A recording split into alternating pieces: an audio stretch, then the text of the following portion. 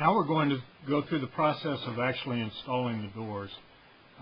We'll do this on the bench top because it's easy to demonstrate and give you an overview of what we're doing.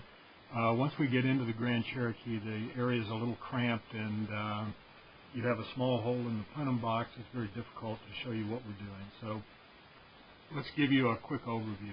First, a little trick that we learned that makes this whole process a little bit easier.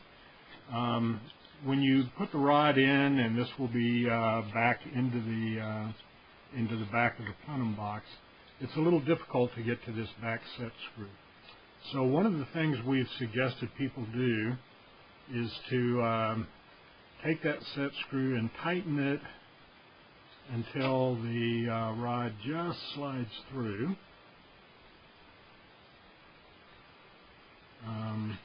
So now we get it to where it's sliding through, but just barely. And then we'll put our Allen wrench into that so that it's on the side. So now any movement to the right is going to tighten this down and lock that in place. But we don't have to mess with trying to get it aligned.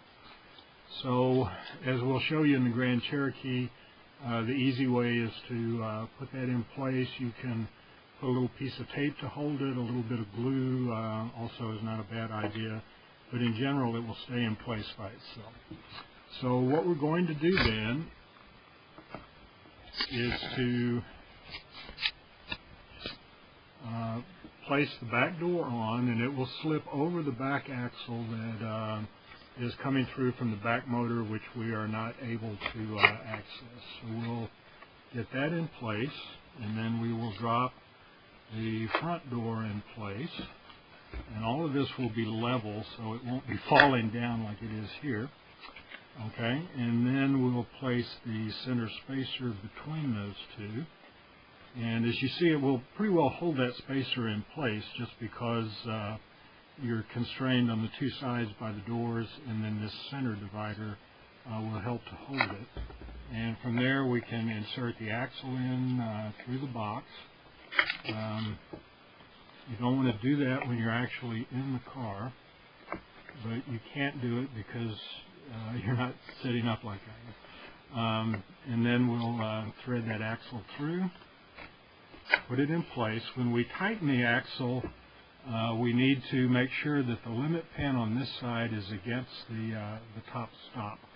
And this is actually a fairly important step in the process, because what we've done by rotating this to the fully closed position and having the doors down is we've got perfect alignment between this limit pin and the doors. In operation, the motor is going to turn this axle, and it will turn it between the limits that are molded into the box. So you want to make sure that that is in line with the doors. That's one of the problems with our competitors' blend door product, that they cannot maintain that alignment. So when you do that as a single piece, you are relying on the manufacturing process to give you the perfect alignment and perfect operation of the system. That's virtually impossible, particularly with aluminum, where any kind of a heat process to weld the system will cause some warpage, in addition to any variation in the way the mold and setup is done. So this really is the best way to make sure that it's done correctly.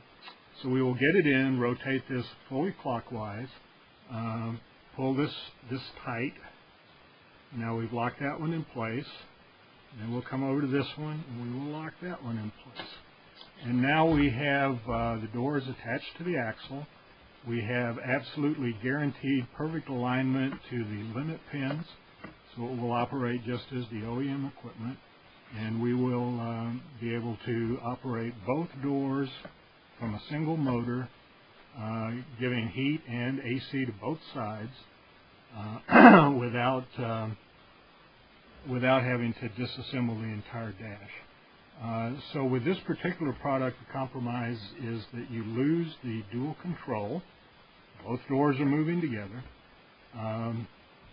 But it's a very simple and quick and inexpensive fix, and will replace the OEM plastic with metal components that will outlast the car.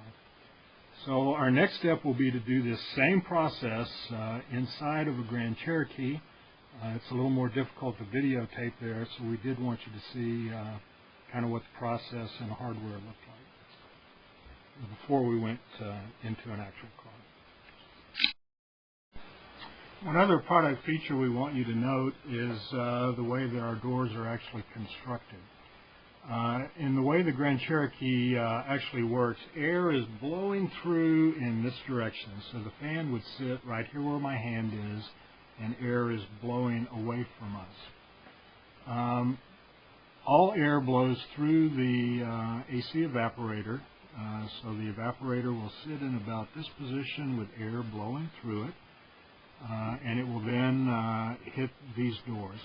The top of this is just the vent system, so when this is closed down, air is blowing straight through into the vents. The heater core is located below this, and what happens is this door rises, it will divert, part of the air will flow over into the vent system, and part of the air will flow down and through the heater core. And then as you move to the full up position, you are blocking off the vent, and all air blows through the heater core. So air can blow down this direction or on top of it, and then it meets up again out here, and the blend door gives you the blend. So one of the things we've done, if you'll notice, we wrap the foam around the bottom of this so that the airflow against the bottom of this door will not disrupt the foam that is wrapped around the door, and this is a fairly aerodynamic surface that the air is going to flow through, so you won't get any sympathetic vibration or blockage of the air going through. Other products that give you a square end with a very wide foam are going to have problems with the heat from the heater core heating up this foam, air blowing across it, and like shingles in a hurricane, that foam can blow off. You'll note that our design guarantees 100% that we will not have that kind of problem or any kind of compromise of the foam over time. The first step in repairing the GC is going to be to open the glove box. So the picture you're looking at is with a fully open glove box, and you can see a little rubber flap here that will move back and forth. And then that flap is covering a little slot in the very top of the box. So it's kind of like a small door that will open and close. And it covers this little groove that goes through. And if we now move out and look at the glove box, you'll see that it has a little fin, and you have two of those on both sides. So you have two slots that these little fins will flow through, and both of them are covered by a rubber stop. So we located the rubber stops, and now we have the glove box closed. And if you open the glove box now, it will come down. The little shark fins that we saw before are hitting that rubber stop. So what you want to do is to get it about half open. You'll feel these two rubber stops now. You push them back, the shark fins flow through, and the box comes open. One more time. Once you've done this, it's extremely easy, but it does take a while to figure it out. Now, the other thing you have to disconnect on some models is over on this side of the box. You'll see this little circle with a slit in it. And some of them will have a dampening rod that connects into that. It just lifts up and pushes out.